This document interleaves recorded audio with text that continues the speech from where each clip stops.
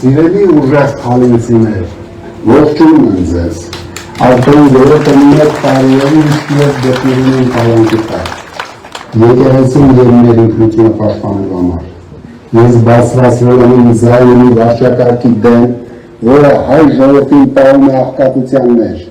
պատերազմի, վախի ներքո և պառակտված վիճակում։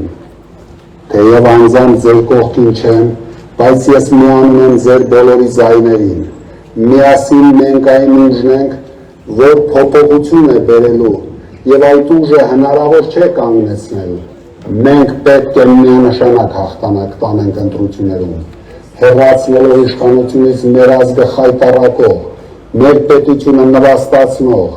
մեր պետականության հիմքերը քանդող փոքրիկ խմբակին։ Մենք բոլորս պատրաստ ենք ամեն ինչ զոհաբերել, հանուն Հայաստանի, մինչդեռ Փաշինյանը ամեն ինչ զոհաբերում է հանուն իր ատոռի, հիմա թող նրանք լսեն մեզ,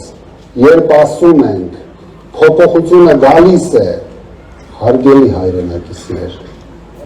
մեր թիմի հետ միասին կստեղծենք Հայաստանի ուժեղ տնտեսություն, նոր գործարաններով, 300,000 նոր աշխատատեղերով, մարդկանց ապրուստի կտրուկ բարելավումով, բիզնեսի և գյուղատնտեսության համար նոր հնարավորություններով։ Այսօրվա աշխարհում ուժեղ տնտեսությունն է ուժեղացնում դիվանագիտությունը և պաշտպանությունը, և մենք ունենանք ուժեղ դիվանագիտություն և ուժեղ պաշտպանություն, պաշտպանված երկնքով, պրոֆեսիոնալ վերազինված բանակով, որոնք իսկապես կերաշխավորեն խաղաղությունը, ոչ թե բառերով, այլ գործով։ Հայաստանը պետք է դառնա անվտանգ, խաղաղ, հարուստ, ուժեղ երկիր, որտեղ կառավարիչները ոչ թե դատարկում են բյուջեն ու լցնում սեփական գրպանները, այլ հակառակը, դատարկում են սեփական գրպանները հանուն մեր հայրենիքի բարեկեցության, արդարությունը, ներքին համերաշխությունը հարատեր են լինելու Հայաստանում, Հայաստանը դարձնելու ենք բարեկեցության երկիր ու աղքատություն բառը թողնելու ենք անցյալում։ Ես այս բոլոր խոստումների իրականացումը երաշխավորում եմ, վարչակարգը մարդկանց վախեցնում է պատերազմով, նրանք նույնիսկ ժամկետ են նշում, սեպտեմբեր, որովհետև հենց այդ ամսից սկսվեց 44-օրյա ծանր պատերազմը, սեպտեմբերից սկսվեց Հայաստանի տարածքային ամբողջականության դեմ հարձակումը, սեպտեմբերից սկսվեց Արցախի բռնի հայակապումը և էթնիկ զտումը, պատերազմներ, որտեղ Փաշինյանը պարտվեց, միթե մենք թույլ ենք տալու, որ նա Հայաստանի համար ևս մեկ պատերազմ պարտվի, ես համոզված եմ, որ թույլ չենք տալու, իմ խոստումն է, որ մեր հաղթանակի և իմ կողմից վարչապետի պաշտոնը ստանձնելով գալիք սեպտեմբերը և դրան հաջորդող յուրաքանչյուր ամիս խաղաղ է լինելու։ Սիրելի հայրենակիցներ, մի հուսահատվեք, Հայաստանը կարող է և պետք է լինի ուժեղ, և մենք հասնելու ենք մնայուն ու իրական խաղաղության։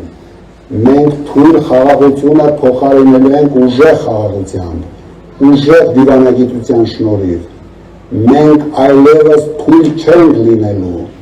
մենք ուժեղ ենք լինելու Մոսկվայում և վերականգնելու ենք խաթարված հարաբերությունները, մենք ուժեղ ենք լինելու Վաշինգտոնում, Լոնդոնում, ինչպես նաև Պեկինում։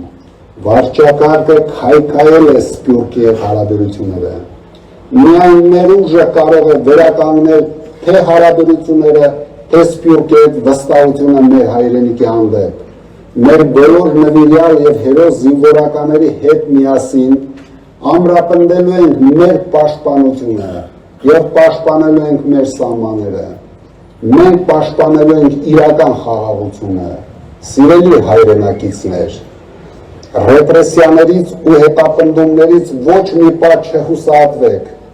նրանք կարող են նույնիսկ մեզ ձերբակալել, կալանավորել,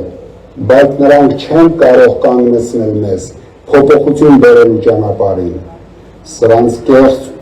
ու անհասկանալի սրտիկները մենք փոխարինելու ենք մեր իրական, հայկական սրտերով։ Մենք երբեք չենք մոռանալու, որ հայ առաքելական Սուրբ եկեղեցին է մեր սիրտը, Արարատ լեռն է մեր սիրտը, հարգելի հայրենակիցներ, մեզ ընտրություններում մեծ հաղթանակ է պետք, որպեսզի մենք ավելի արագ իրականացնենք այն բոլոր մասշտաբային ծրագրերն ու փոփոխությունները, որոնց վաղուց արժանի է հայ ժողովուրդը։ Ուժը ձեր ձեռքերում է, դուք սկսում եք փոփոխությունը, իսկ ես այն դարձնելու եմ իրականություն։ Միասին մենք ուժեղ տնտեսություն, ուժեղ դիվանագիտությամբ, ուժեղ բանակով կբերենք ուժեղ ու կայուն խաղաղություն և բարեկեցիկ կյանք։ Ես իմ կառուցած ամենամեծ հայկական բիզնես ընկերության կառավարումը փոխանցում եմ իմ երեխաներին, իսկ ես ծառայել եմ իմ երկրին և փոխել եմ Հայաստանի քաղաքացիների կյանքը դեպի լավագույն ապագա։ Փոփոխությունների ժամանակը եկել է, շուտով ես ձեզ հետ կլինեմ, մեկ վայրկյան չկասկածեք, առտարությունը հաղթելու է, ուժեղ Հայաստանը հաղթելու է։